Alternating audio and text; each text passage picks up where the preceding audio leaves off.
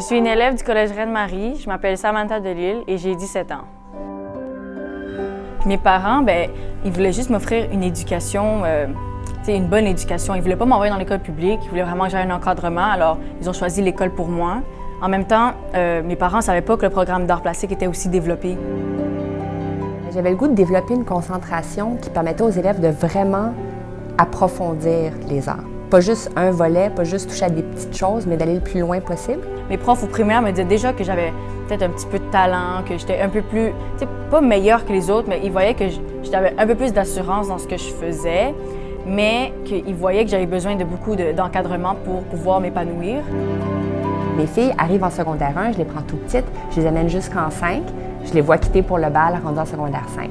C'est sûr qu'il y a deux forces associées à ça. Je développe une relation très, très proche avec mes élèves, où je peux devenir un point de repère pour elles. Et ça fait aussi que j'ai la force du programme, le suivi finalement au niveau des techniques qui sont apprises, puis au niveau de tout l'aspect histoire de l'art et philosophie de l'art qui apparaît dans le programme d'année en année.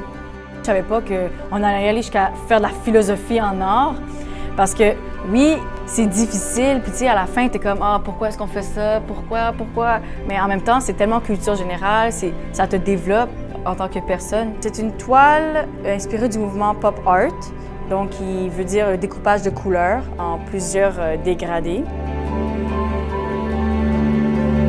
Être avec Samantha en classe, c'est voir ses yeux briller.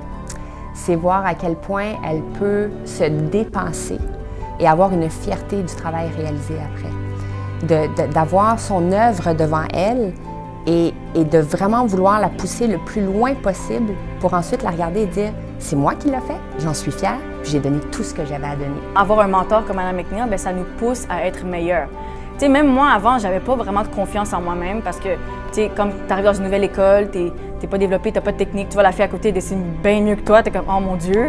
Mais là, elle s'en fout, elle est là pour te développer, elle est là pour exploiter ce potentiel qui est en toi, que toi, tu vois peut-être pas parce que t'es trop fixé sur le fait que « ah ben moi, je suis pas bonne, là ». Mais elle va le voir, puis elle va le développer.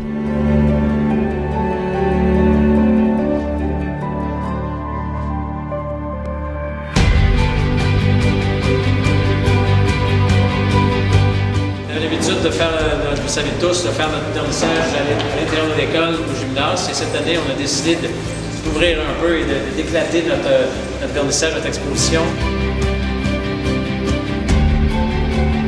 Je trouvais ça triste d'être la seule à voir ce que les élèves faisaient. C'est à ce moment-là que j'ai eu l'idée de l'exposition annuelle en me disant « il faut que les autres voient ». On sort de l'école. On sort du gymnase où on exposait habituellement et on s'en va en galerie professionnelle.